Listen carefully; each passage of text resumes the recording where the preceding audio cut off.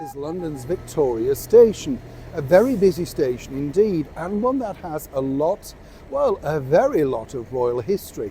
In fact, it was so much associated with the British monarchy. Many people, of course, feel that Victoria Station was in fact named after Queen Victoria. But even that particular story is crowded in some sort of mystery and how shall we put it, not necessarily the truth. You see, the true story behind Victoria Station and exactly where the money was and how the money was put together and where the money came from, even to this day still remains something of a mystery. But it also has Buckingham Palace, a supreme royal entrance, and more importantly, something to placate the then King, Edward VII. As ever, let me explain. To see you today in the very heart of London, London's Victoria.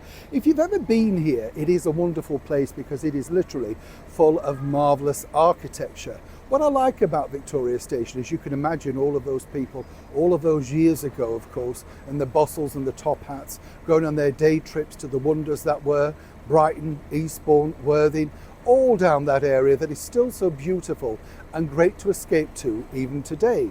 Made famous, of course, by the Regency era and more so in the Edwardian and Victorian era, all thanks to the burgeoning railway system.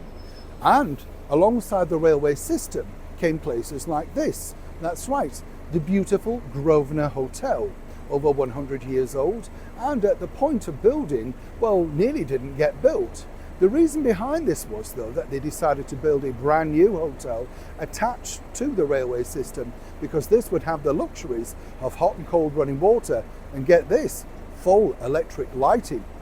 But there was one person who was less than keen on this particular idea. At the very start, Queen Victoria thought that this was going to be something of a white elephant for her. Well, not for her as such, but the fact that Victoria was so close to Buckingham Palace. She didn't want, of course, all of these people traipsing past. And if you've ever been to Victoria, you'll know what I mean. You see, literally round the corner is the back wall of Buckingham Palace. And she felt at that particular point that rubberneckers would be looking over the wall, trying to see over the wall, because obviously in those days they didn't have all the spikes and everything on that we do now, and having a look at her private land. This was as how the landed gentry behaved back then. But where it becomes even more fascinating is, how did they win Queen Victoria over? And more importantly, how did they win over the Edwardian era, King Edward VII? As ever, it's normally one thing. No, not flattery. Victoria is in fact two stations in one, telling the story of intense rivalry between the burgeoning railway companies of the 19th century. To please the rich and influential residents of nearby Pimlico and the luxurious Belgravia, the railway companies had to enclose the roof of the station to make sure that none of the noise would be, annoying for those particular residents. And on top of that, they had to make sure that they deviated all the smoke coming from the steam engines. This meant that there was very little money left to create a proper station or indeed buildings.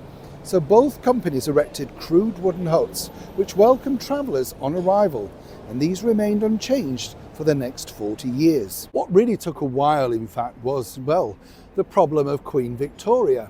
You see, she didn't necessarily like all of this brand new fandangled movement, the modernisation of the world. She understood, of course, that this would be very beneficial, particularly for the movement of, industrial goods, stuff like that. But she found it very hard to get her head around the fact that people would simply want to go to the seaside for a day. Different times, different people, you can understand. But the railway companies hit upon an idea. And the idea really was, what we want to do, Mom, is this.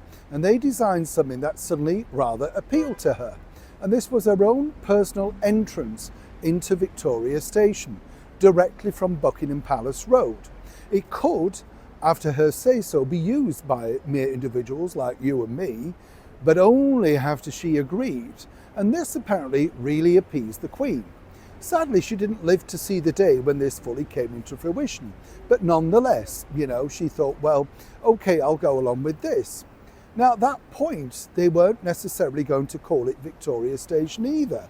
Really, it was going to be called Grosvenor Terminus, based on the fact that the land, Lord Grosvenor, etc. You see how this works. They were having to appease so many people, as so many people do when you're trying to do something with other people's money. And this has always fascinated me within the royalty because, you know, the royals really did rule back in the day. We think they do now, but nothing to what happened in the golden era of the British Empire. So in order to appease Queen Victoria once again, on the instruction of her son, the future King Edward, Edward VII, they said, well, how about if we called it Victoria Station? Suddenly a smile spread across Queen Victoria's face. And she said, yes. Oh, okay, well, yes, that wouldn't be too bad, I suppose. But again, she wanted to be fully informed about how these things were developing and whether there was going to be any disruption or any nearby noise or anything that may put out life at Buckingham Palace, which was odd when you think about it because she didn't really spend that much time at Buckingham Palace. Finally, in 1908, when the full station was completed, well, as you can imagine, King Edward VII knew the true story, but apparently he was grateful for the fact that they stuck to their word and called it Victoria Station. And sadly, the Queen left this earth, never truly knowing that this was all down simply to appease her. And apparently the 11th hour, they were going to have to revert it back to Grosvenor Terminus. Either way, a royal secret worth knowing, don't you think? Neil Sean in the very heart of London.